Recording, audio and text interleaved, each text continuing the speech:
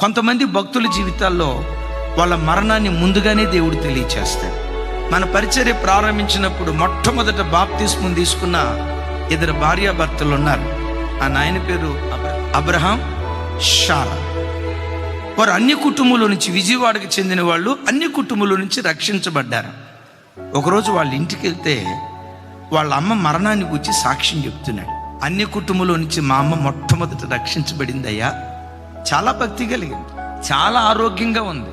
ఈరోజు రాత్రి ఏం చెప్పిందంటే, రేపు ఉదయం 11 గంటలకి నా ప్రభు నన్ను పిలుస్తున్నాడయ్యా, నేను ప్రభు దగ్గరికి వెళ్ళబోతున్నానయ్యా అని అందంట. కొడుకు కోడలు పక్కనే ఉండి, నీకేమైనా పిచ్చెక్కిందా? ఎంత ఆరోగ్యంగా ఉన్నావు, గుండ్రాయిలాగా ఉన్నావు, ఎంత ఆరోగ్యంగా ఉండి రేపు ఉదయం 11 గంటలకల్లా ప్రభు పిలుస్తున్నాడు అంటావేంటి? నోరు మూసుకో, దయ్యపు మెట్లు కాకపోతే అని లేదో అన్నారట.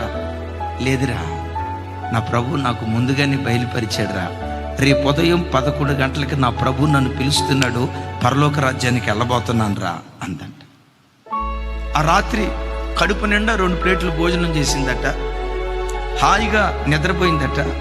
ప్రొద్దునే స్తోత్ర ప్రార్థనకు లేచిందట, చేతులైతే చక్కగా ప్రభుని స్తుతించిందట.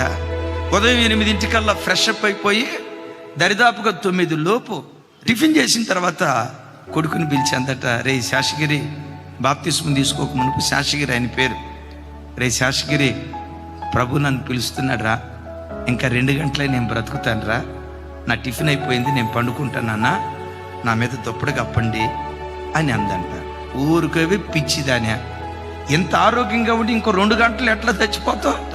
లేదే, ప్రభు పిలుస్తున్నాడు, ఇంకో 1.5 కాల వ్యవధి. ఊరిక నీ పిచ్చి మాటలు కాకపోతే సరే, టిఫిన్ చేసిన తర్వాత పండుకుంటావు కదా, పండుకో అని దుప్పటి కప్పి కొడుకు బయటికి వెళ్ళాడంట.